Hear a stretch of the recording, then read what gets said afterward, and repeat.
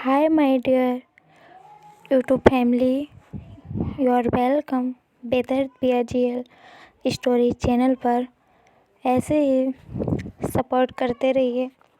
चलिए बिना देरी किए शुरू करते हैं हम अपनी आज की स्टोरी।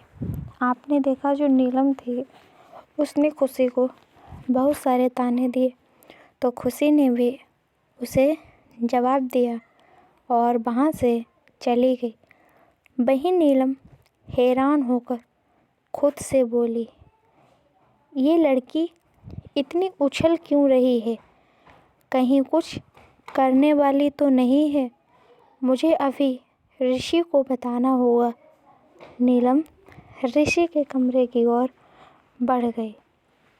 खुशी रोशनी के कमरे में आई तो देखा कि वो अभी तक सोई नहीं थी। रोशनी उदास सी किसी सोच में डूबी थी।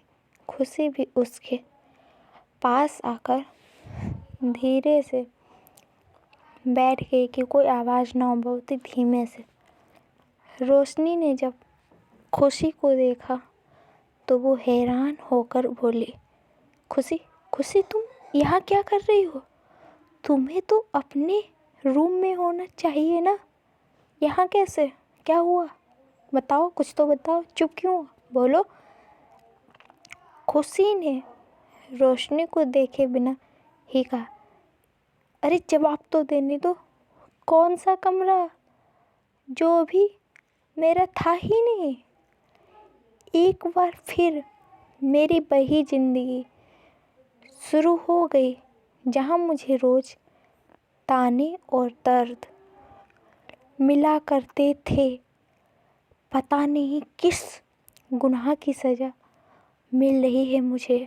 रोशनी, मेरी ज़िंदगी कैसी है, किस्मत कैसी है कि मैं जिसे चाहना या प्यार करना स्टार्ट करती हूँ वो ही मुझे छोड़कर चला जाता है मुझसे दूर। ऐसा क्यों हो रहा है मेरे साथ? इसमें मेरी क्या गलती है? बताओ रोशनी, अब तुम ही बताओ, ऐसा मैंने क्या कर दिया? रोशनी ने खुशी के कंधे पर हाथ रखकर कहा, सब ठीक हो जाएगा खुशी, सब ठीक हो जाएगा बेटा। खुशी दी, बस भगवान पर भरोसा रखो, भगवान सभी का है। खुशी कहती है, कौन सा भगवान? जिसने मेरे माँ पापा को मुझसे दूर कर दिया, जिसने मुझे कभी भी सुख चैन नहीं दिया, जिसने मेरी खुशी छीन ली। किस भगवान पर भरोसा रखूं मैं? बताओ, कैसे भगवान होते हैं जो है ही नहीं मेरे लिए? मैं उस पर भरोसा रखूं और वो सबके लिए है सिवाय मुझे छोड़कर, पता नहीं क्यों। खुशी ने लंबी सांस लेकर कहा, मुझे मुझे बहुत ज़्यादा नींद आ रही है। एक आपका रूम ही था जिसमें मैं आ सकती थी बिना पूछे, बट अगर आपको भी पसंद नहीं है तो मैं यहाँ से जा सकती हूँ। तब रोशनी ने बीच में ही कहा, ये कैसी बात कर रही हो खुशी तुम? मैं हर वक्त हर पल तुम्हारे साथ हूँ और मेरे पास आने के लिए तुम्हें एक पल के लिए भी नहीं सोचना चाहिए, समझी? रोशनी ने थोड़ा नाराज होते हुए कहा, अगर तुमने ऐसा अगली बार कहा तो तुम सोच लेना। मैं तुम्हें प्यार से समझाती हूँ तो तुम्हें समझ में नहीं आता है। कहोगी अगली बार से ऐसा? खुशी ने जब ये सुना उसकी आंखों में आंसू आ गए। खुशी रोशनी की गोद में लेट गई और बहुत ही धीरे से बोली, एक आप ही तो हो जो मेरी अपने हो, मेरी बहन, दोस्त, माँ, परिवार, सब सब आप ही हो मेरे लिए। रोशनी ने ये सुनकर प्यार से खुशी के सिर पर हाथ फेरा तो खुशी ने अपनी आंखें बंद कर ली। दिन भर की थकी होने के कारण जल्दी ही खुशी को नींद आ गई। नीलम ऋषि के कमरे में आई तो देखा ऋषि अपनी शेरवानी को अपने लगाकर देख रहा था और अपने मन ही मन खुश हो रहा था कि खुशी तो अब उसकी होने वाली है। नीलम ने ऋषि को देखते हुए कहा, ये खुशी कुछ ही पल के लिए है, तुम्हारे लिए। ऋषि ने नीलम की ओर देखा और घूर कर देखा और बोला, क्या क्या मतलब है तुम्हारा? कल शादी है मेरी खुशी से, मेरे प्यार से। फाइनली जिसे मैं चाहता हूँ वो कल मेरी हो जाएगी रियलिटी में, और खुशी मेरी ही रहेगी। उसे मुझसे अलग कोई नहीं कर सकता। आइंदा से अगर तुमने ऐसा कुछ कहा तो तुम सोच लेना, मुझसे हमेशा सोच समझ कर ही बात क्या करो, वरना तुम्हारे साथ में क्या कर दूँ मुझे खुद नहीं पता। नीलम, लेकिन मुझे नहीं लगता कि तुम्हारी शादी हो पाएगी, क्योंकि आज जैसे मैंने खुशी के तेवर देखे हैं उस हिसाब से तो मुझे लगता है वो ज़रूर कुछ बड़ा प्लान कर रही होगी।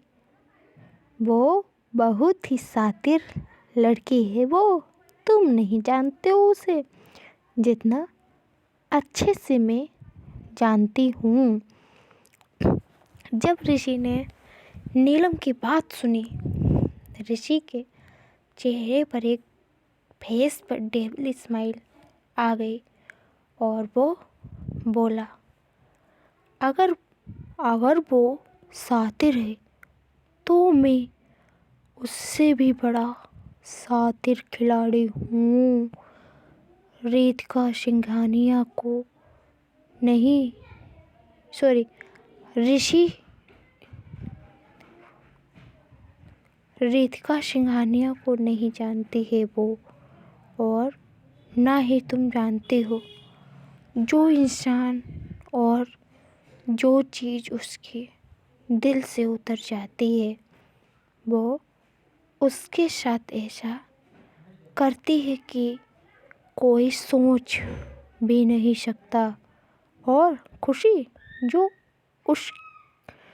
भी तो उसके दिल से उतर गई है। उसकी शादी तो वो मुझसे करवाएगी ही, साथ ही साथ वो खुशी को और भी ना जाने क्या क्या सजा देगी। लेकिन मैं रितिका से खुशी की तरफ से माफ़ी मांग लूँगा, क्योंकि मैं नहीं चाहता कि खुशी को मेरे अलावा कोई और भी हर्ट करे। और रितिका को मैं जितना जानता हूँ इतना तो मुझे पता है, वो खुशी से उसके दिल से उतर गई है और वो खुशी को हर्ट करने के लिए कुछ भी कर सकती है।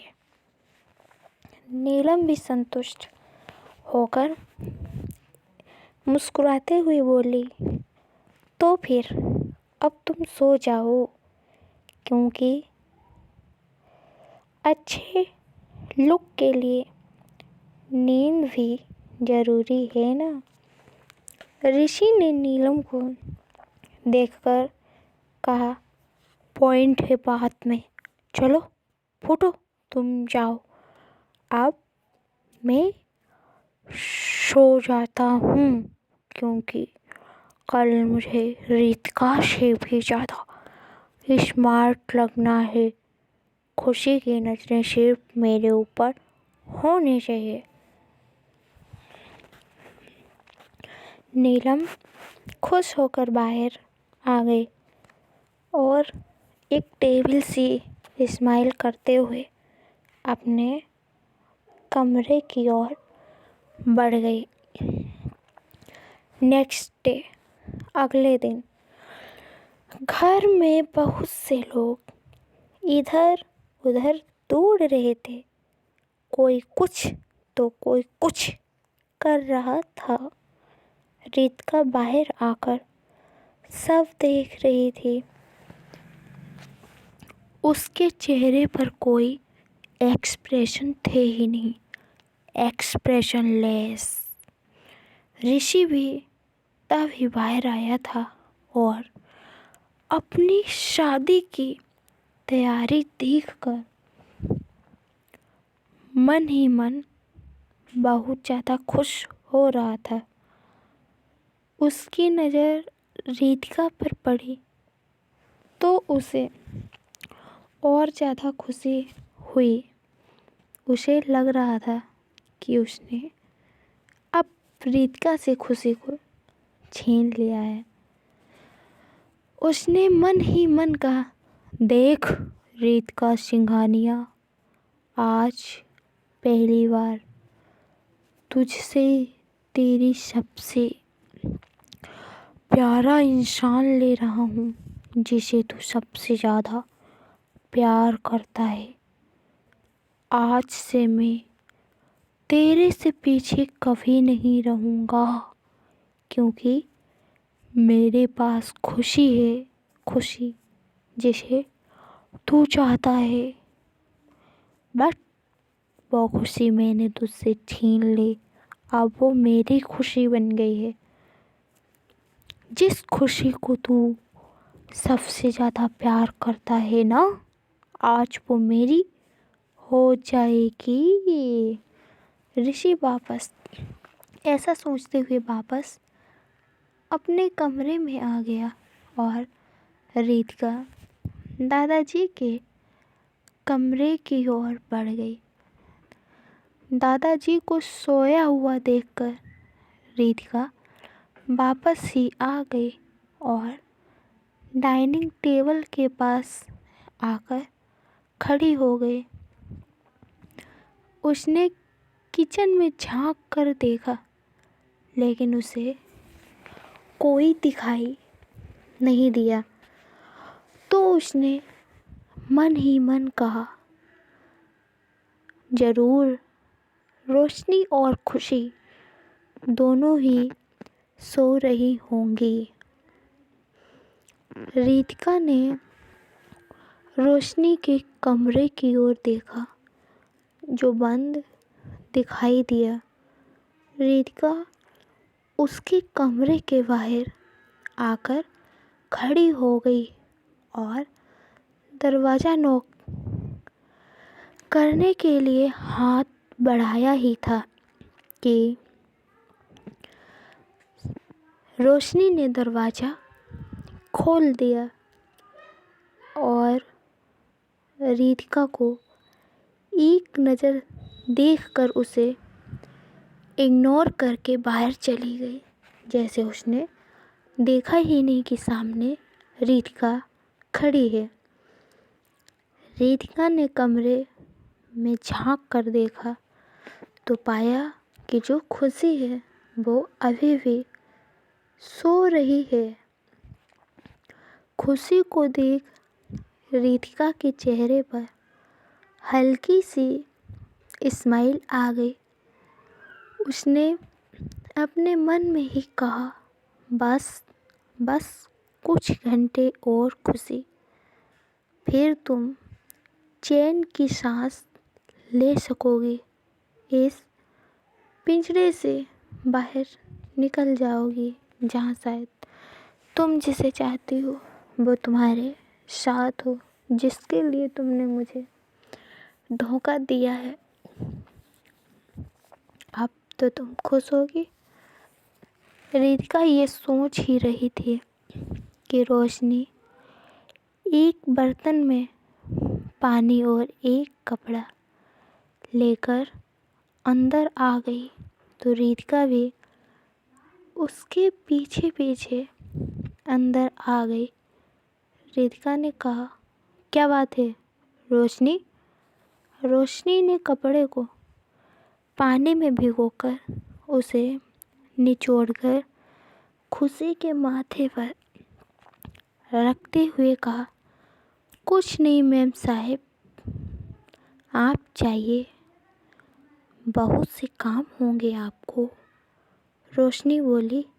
उससे पहले ही रितिका ने खुशी की कलाई को पकड़कर उसे चेक करके बोली, खुशी खुशी को तो बुखार है, आपने मुझे पहले क्यों नहीं बताया?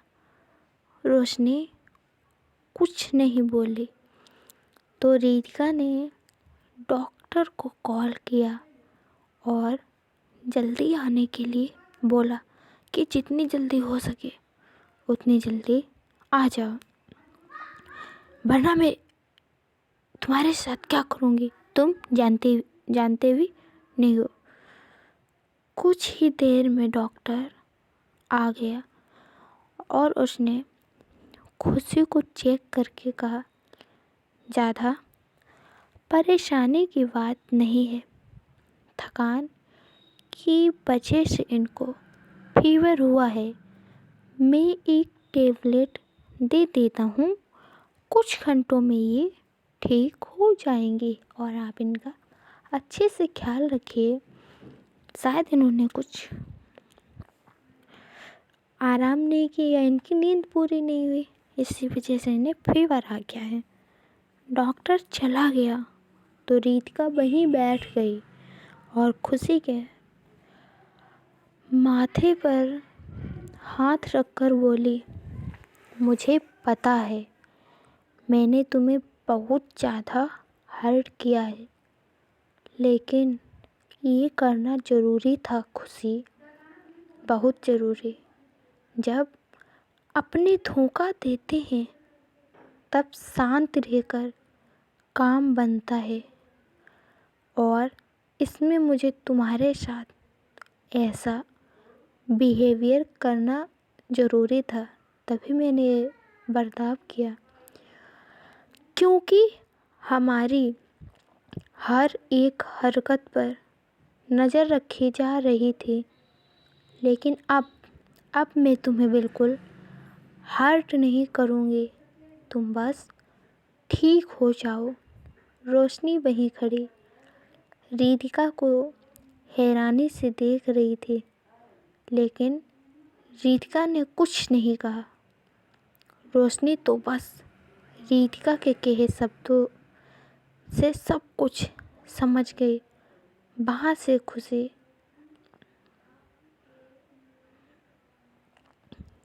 वो खुश होकर किचन में आकर नाश्ता बनाने लगे। जो रोशनी थी वो वहाँ से चली गई। अब वो ये सोच रही थी कि आखिर रितिका ने ऐसे वर्ड कहे क्यों, इसके पीछे क्या है। उसे समझ में आ गया, शायद आपको भी आ गया होगा। आ गया तो अच्छी बात, नहीं आया तो आगे समझ में आ जाएगा, हाइपर होने की ज़रूरत नहीं है।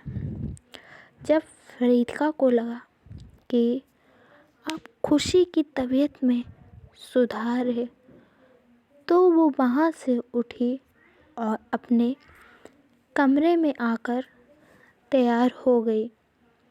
रोशनी उसके लिए नाश्ता लेकर आई तो रितिका ने कहा, जब तक मैं नहीं आ जाती तब तक खुशी का और दादाजी को ध्यान रखने की जिम्मेदारी आपकी है। आप किसी भी हालत में उन्हें अकेला नहीं छोड़ना है आपको। रोशनी ने रितिका की ये बात सुनी, हामी भरी तो रितिका ने कहा, आई होप बिना किसी को नुकसान हुए सब ठीक हो जाए। बाय। बस मिलते हैं अगले पार्ट में। कंटिन्यू रखनी है अगर ये स्टोरी तो कमेंट करते रहना। कमेंट कम आए तो स्टोरी एक दिन छोड़ कर आएगी। और यार मेरे फ़ोन में रिचार्ज भी आज ख़त्म होने वाला है। Okay bye, good night.